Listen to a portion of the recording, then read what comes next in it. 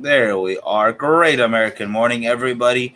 Guys, the Cigar Aficionados Top 25 list is totally out, so I am excited to talk about that with you guys. I am excited to be back. Still in a little bit of pain. Yep, that's good. I can go all the way that way. I can go about that far that way. So without any further ado, I'm going to play that intro video because we got a lot to talk about this morning and a lot of great stuff that is coming up. So guys, stay with me. Give me a share if you can, and we will talk to you in just a second. Hey mama, it's been a while, but I think I finally see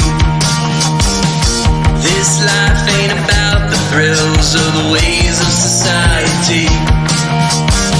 I'm growing tired of all the things everybody says I should be. I just wanna be left alone to do whatever I please.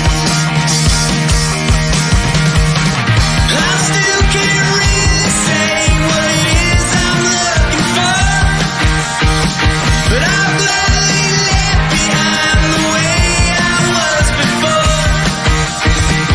There are days I wish I wasn't failing miserably, but I think I'm coming around to a life that I believe. Hey mama, remember when I wouldn't even say hello? Too afraid to face the facts of a life I didn't know. I like to think that over the years I've learned a thing or two. No longer just a scared little boy afraid of facing the truth. Woo! Woo!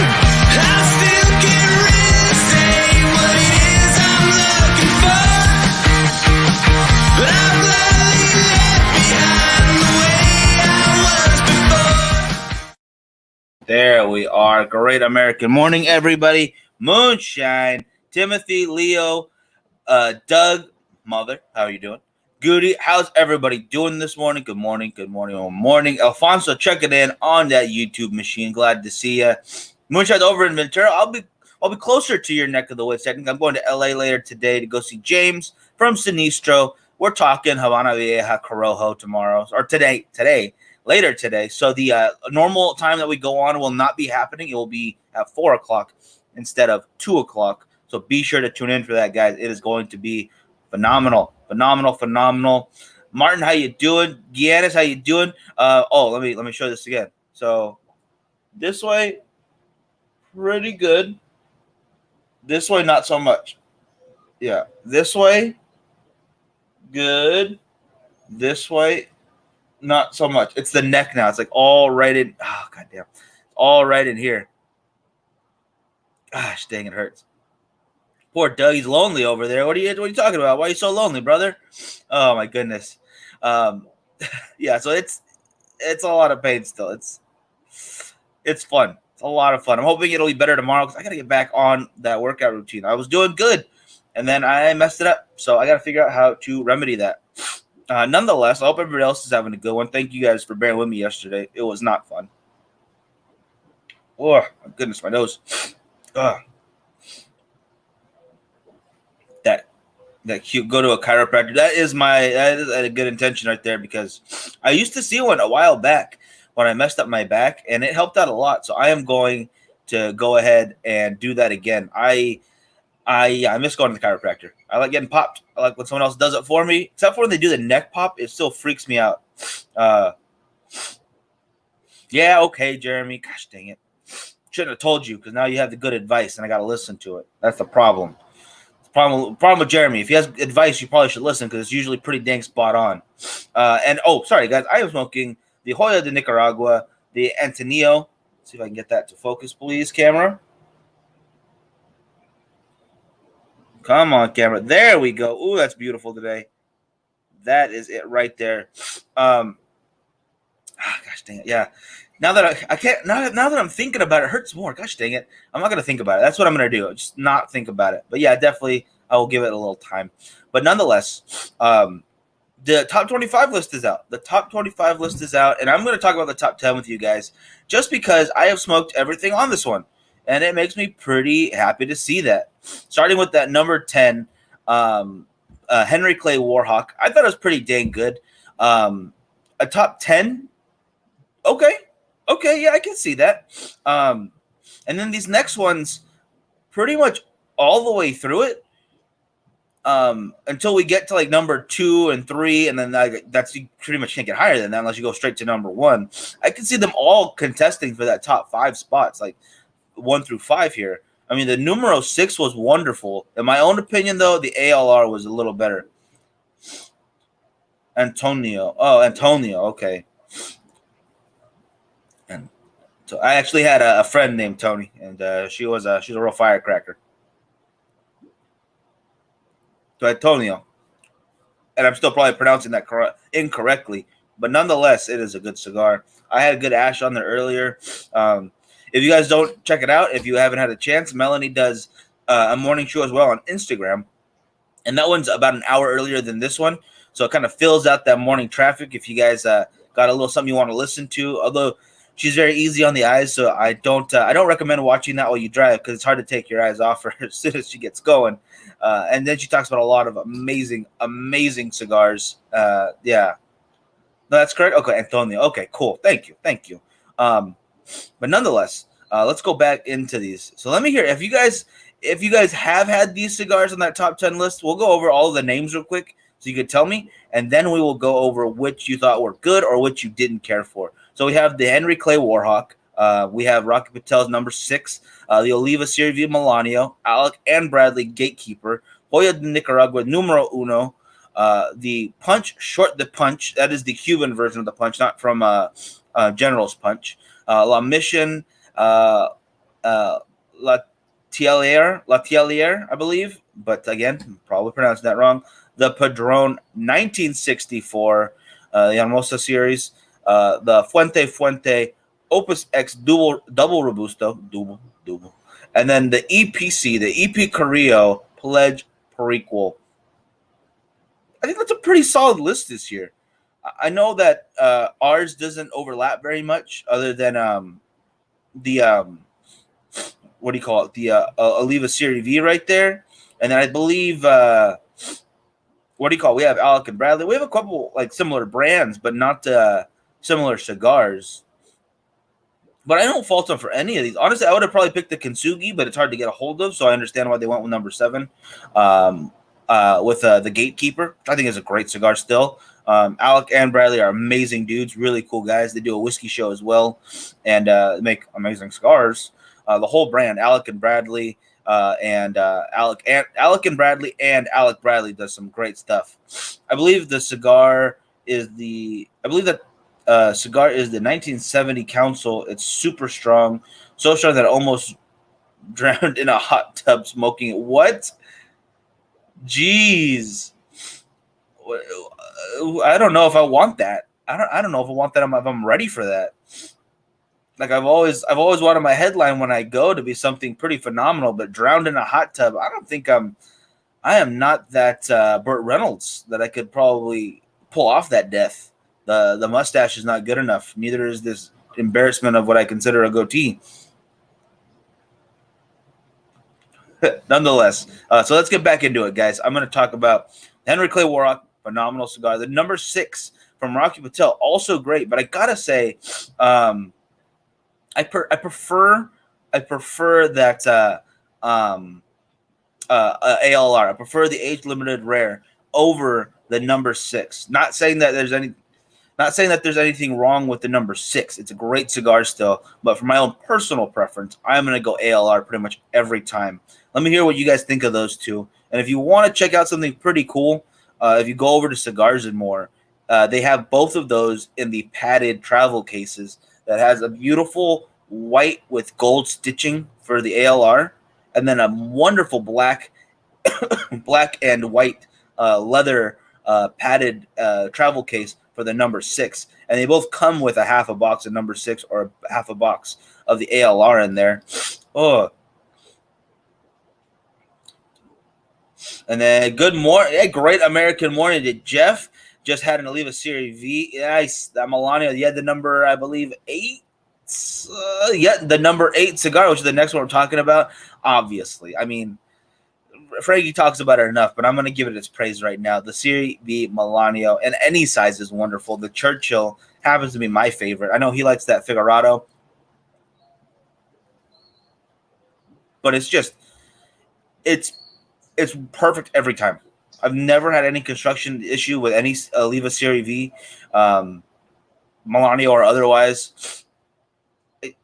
It deserves higher on the list, I think, every year. But I think the fact that it's on the list there every year says something about it. There's no way to get rid of the Oliva Serie V Milanio from that top 10.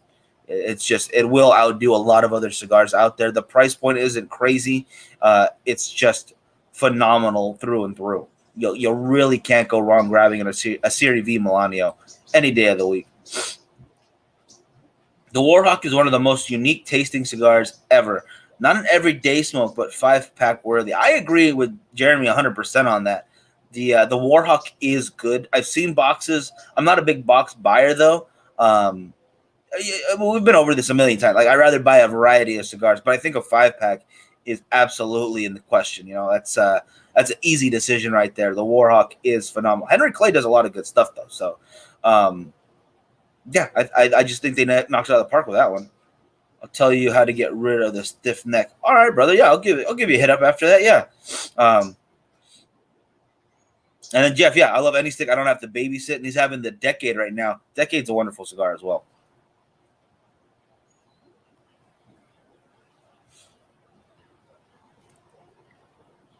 There we go. Want to make sure this thing is still burning. But that brings us into the Alec and Bradley Gatekeeper. This has been a few years out there right now, but still a very impressive cigar. Alec and Bradley has been, they're just killing it. I thought the Blind Faith was wonderful, and I think the Kintsugi is great as well. And that Gatekeeper is nothing to turn your nose at. It is a great cigar. I love the band. I like that bit of gold foil they added to it. It's a very regal looking cigar. And when was the last time I had one? My goodness. Frankie picked one up the other day once it came out on the list. I probably should have done the same because it's been a minute. But I have been trying to smoke some different stuff. We finally got the Sabertooth in from Roma Craft over at Cigars and More. So I was like, I'm going to smoke this. I haven't had one myself yet. So I decided to smoke that. I ended up having two. It happens. But it takes nothing away from that Alec and Bradley Gatekeeper. I'm going to have that probably tomorrow when I get a chance, because today will be Sinistro all day later. We are going to LA over at 5 Star Tobacco for the virtual event. They will be revealing the Habana Vieja Corojo. So get ready for that, guys. It's going to be wonderful. Now we go into the Hoya de Nicaragua Numero Uno, which I had last night over at Cigars and More. I don't know if we have any left. I think that was pretty much it. So I apologize for that, but I wanted it.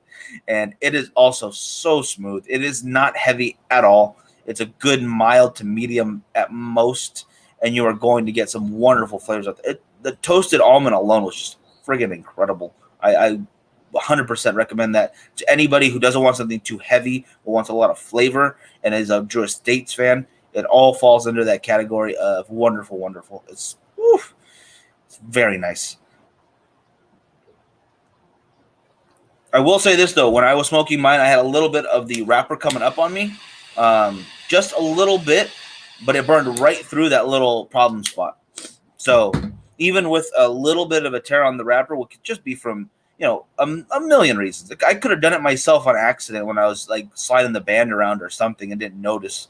So I really can't fault the cigar itself, but the way it handled it and burnt right through it, that's where I put the emphasis on, because I didn't have to relight. I didn't have to worry about it. It just kept going. It was one of those times where it's just slightly up, like the glue or whatever it's holding in that one spot just decided to give out a little bit, and it just burnt right down through it and just kept going on a normal burn. It was still a straight line all the way through. This was nothing whatsoever to mess up my construction, and I love that. Now we're going into number 5, the Punch Short, the Punch, which I have had that cigar before, but it's been so long, and I'm not usually a huge Cuban fan just because construction's usually off for me. It's a 50-50 with the construction on those guys, either very too tightly packed or I'm getting some lighting issues. And the tightly packed is the worst for me because if I can't get a draw through a cigar, I am not going to be trying to treat it like it's a milkshake that just got made and it's still ice cream basically.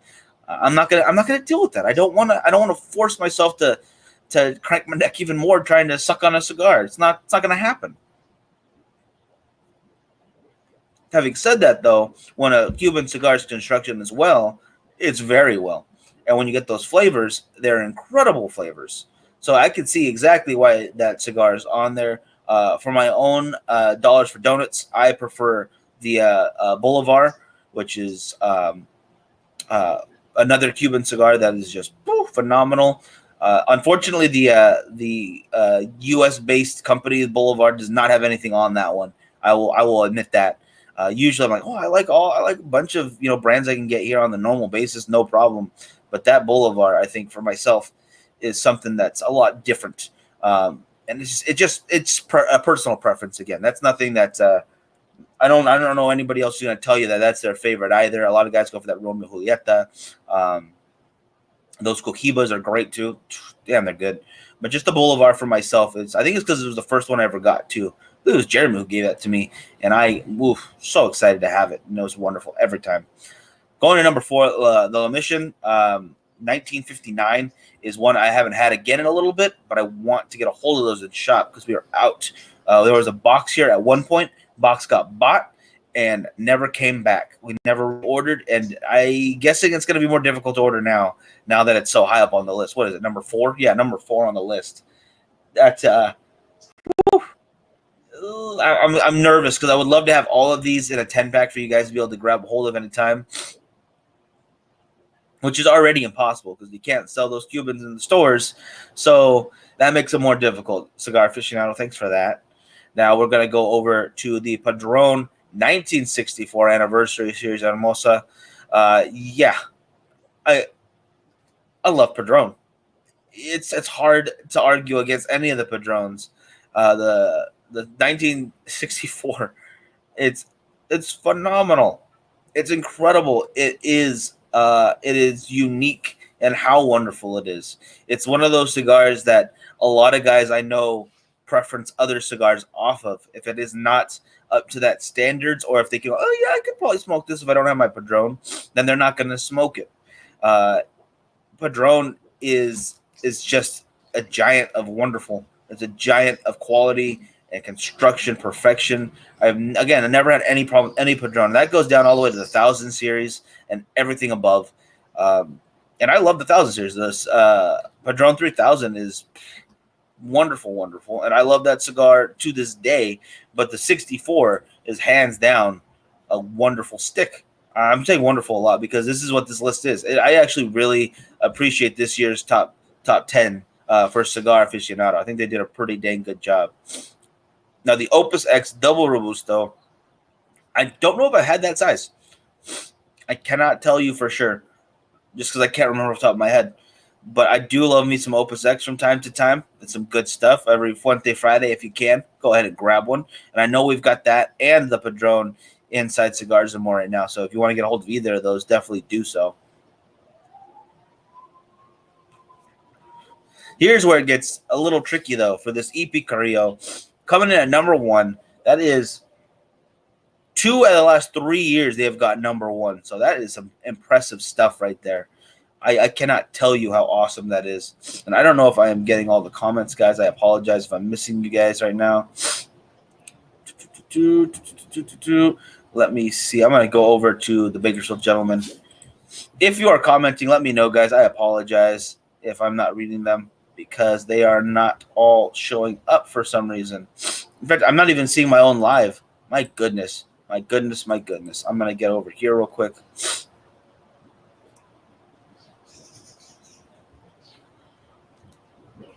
There we go. And they're not even ordered. My goodness, Facebook, you're messing me up something fierce. Sorry about that, guys. There we go. I'm back. EP Carrillo, The Pledge, Also something I've had. Also something we have in shop, but I don't think we have very much of. That's the thing. They are going to run out very quickly, especially now, because every year around the same time when Cigar Aficionado does their list, which is, I would say, it could be a good thing and a bad thing at some points. Here's why I say it's a good thing. Guys who don't usually smoke will come out of the woodworks and try the new cigar of the year, or they'll see a cigar on the list and like, okay, I could try this. It's here. Maybe I'll grab that one. Or even if it's not the top 10, let me go to the top 25 real quick. Let me get the rest of this list out. Oh, that's tomorrow. Sorry, tomorrow they will release the rest of the list. Once the whole thing is out, guys will try even the other ones. Alex, brother, a great American morning to you. How you doing? Hope you're doing well. So it's not just that they'll come for number one, but a lot of the times there are a few guys down. Here's why it's not so great. We'll see that you don't have the number one or you don't have the Cuban, and then like, oh, well, you don't sell Cubans. Oh, I know where you can get some. So it's, well, then go get them. You know, it's okay. I'm not going to judge you for buying Cuban cigars, but don't judge a store for not selling them. They cannot sell them. It's not legal. It's not what they can do. You don't want to get shut down every 5 seconds because someone's telling everybody they bought Cubans over there. It's not. It's perplexing. It's mind-boggling, if you will, or mind-bottling. Like all my thoughts got trapped in a bottle. Like I'm Chaz Michaels, I think.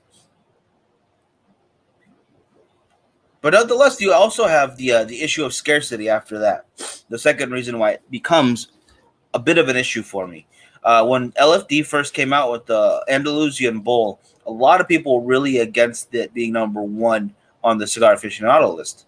I tried it because we were doing the entire list. I absolutely loved it, and Frankie did as well. So that's one that I bought boxes of. Granted, it is a 10-count box, and at the time, the price point was half of it what it is today. In fact, it's a little less than half back then. So a box of them was not bad. It's like $150 for a 10-count of them. Great price, great cigar. You get the length of 2 cigars out of each one of them. I got 2.5 hours usually of every smoke. Go watch a full movie and then a TV show afterwards and enjoy that cigar. But as more people caught on and kind of stopped being, whinging about it, how the English would say, and just enjoyed it, it started selling out everywhere. We had 6 boxes at the shop. It was down to 3 cigars in a matter of like a week. And then the back orders. It was intense. It was like, oh, okay, well, we don't have them now, but don't worry. LFD will have them to us in about 3 months. And then 3 months came, and the cigars were gone as fast as you can imagine. They did not last in store. And now that craze has kind of slowed down a bit because now we're at, 4 years, almost 5 years later from it being number one, but they are still very scarce. We get 2 boxes at a time. 1 box is gone it's almost the same day usually, and that's not selling the entire box. That is people coming in for little by little by little. Yeah, I'm with Alex on that. I can't stand people are asking for Cubans. Like I get it. Like you want to try it. It's got that mystique to it, but it's like after hearing it the 40th, 50th time, I'm like, brother, there's so many better cigars out there. In my, again, it's a personal preference, but I think like I said, the LFD, what do you call it? I think the Warhawk, has some very unique tasting notes in there, even compared to some of the Cubans. They'll leave a series review Milanio. There's plenty out there that you can get normally and readily available. And the Juarez for Jeremy is a wonder. I get that. That's a great cigar. A great price point, great cigar. Cannot beat that combination right there. When I first started having the Chardonnay Maduro, like, man, this is the best priced cigar you could possibly do. And the Juarez definitely either tied or surpassed that a little bit because they're also at a great price right there. But yeah, it's usually a beginner. Alex saying that about the guys asking for those Cubans. It definitely is. And so hopefully they're willing to kind of hear some advice. Like, hey, you know what? You should try this one maybe. It's also great. And if they still want something expensive, hell, take them to the Padrones. They're great. They're perfect. You have the Atabey. You've got the Opus X. You got Diamond, Julius Caesar. Get them a Liga. something from Dunbarton Tobacco and Trust. There's plenty of great cigars if they want to see a price point that are worth that price point. And there are plenty of cigars just like the Juarez that don't need to have that hefty number to them to be a wonderful cigar. It's also how I feel about the egg roll, though. I think I've been over that a million times, and the El Criollito, which I think is just phenomenal. I would love to get that because we do it every year. 7-pack for $50 here in California, which I know out about it's not as good. Like if you go right across the border and go over to Nevada, it becomes a little less. Even it's like $45. You can get all those 7. But in California, 7 cigars for $50 is not a bad deal. And I think we do a pretty good job of picking out some winners in there. We usually get as different a variety as we possibly can. And the Juarez, I could see being on that very easily. Very easily. Great choice. Any time of day for me. They're a little heavier, but I definitely could smoke those right now if I had one. Having said that, though, guys, we were at 26 minutes. We went over the list again, guys, real quick. In fact, I'll bring it on screen so you guys can see them where I'm seeing my notes off. I just went straight to the site because why not? There we go. That EP Carrillo, Pledge, Opus X, Padron, La Mission, Punch Short, Hoya, Alec, and Bradley, Oliva Sylvia Milano, that Rocky Patel, number 6, and the Henry Clay Warhawk. I don't really go over the sizes, guys. I understand why they do that because every size does have some unique tasting factors depending on what you are smoking, when you are having it, what you might be having with it. But honestly, for myself, I don't really base them off their sizes. I know what sizes I like the most, but if one of them is good, I can recommend that. Like, you know what? Then at that point, you can find out what size is best for you and figure it out from there. Because I might tell you that I really love the Churchill for the Oliva Sierra Milano, but maybe you're a guy who likes those Robustos. Well, then you're not going to really care for a Churchill. You know, it's too much of a smoke. It's too long. It's going to take forever. You might get bored. I understand that. We all got stuff to do. So I can't push off the size I like. The only one I would definitely say that more about is the Lanceros. The Lancero sizes, I think, deserve more attention than they get. I know a lot of guys out there feel the same way. And I don't know. I guess we all have to just buy more Lanceros so they know to make more Lanceros. That supply and demand is the only way to make it happen. But having said that, I'll go up a little bit so you can see that top 5 to number 1 cigar of the year right there. I am going to wrap it up for today, guys. I will be on later with Frankie and with James, and I believe Coleman will be tuning in as well for a 4 o'clock Sinistro virtual show. So I hope you enjoy that, guys. Yeah, let me get your guys' opinions on these top 10 lists, and then tomorrow we'll have the top 25 out. Hopefully we can get Jackie's camera working because she had some problems with her setup yesterday on Monday, so I apologize for that. I know Joe will be there. We'll have Melanie as well, so we'll all be talking about that top 25 from top to bottom, so I'm very excited about that as well. I like seeing what else is on the list because it's going to sound probably bad, but top 25 or top 11 to me, they all kind of fit in the same category, you know, and they're all great cigars still. It's not like it's bad to be in the top 25. There's so many cigars out there. That's a pretty dang good accomplishment, I would say. And I know that top 10 is definitely where you want to strive for, but any one of those is going to be a winner right there. Especially, I think this year they did a wonderful job, 1 through 10. I could definitely see some other cigars going in there as well. But that does not take away from how great these cigars are. So, you might not see a brand that you love or one that is your favorite. It might not be on there, but give these a try if you haven't already. Excuse me, guys. Definitely give them a try, give them a shout out, and let me know which one of these is your number 1 out of this group. And I would love to see your guys' opinions on these. Having said that, I am going to wrap it up. I'm going to go inside for a bit and get ready for today because there's a lot of good stuff coming. Be sure, if you have not yet, get your party in a box. Get that. It is 100% worth it. Be sure to sign up for the email list, and I will be back on tomorrow morning, and I will be back on again at 6 o'clock for a bit of a fundraiser we're doing for a horror movie. If you guys want to check that out, I will have the link out there for you. If you want to see me do shots again, that is the time it will happen. So if you want that to happen, you got to hop on. You got to help support. I'll put the link out there later. But nonetheless, y'all have a good one. Kevin, thank you so much, brother. Glad to have you on here. Glad to have all you on here. You have a great day, everybody. Have a great American morning. And I will see you at 4 o'clock for the Sinistro show. Guys, do well. Be seeing you very soon. John Wick stuff. I like it. All right, guys. Now I'm really out of here. Bye.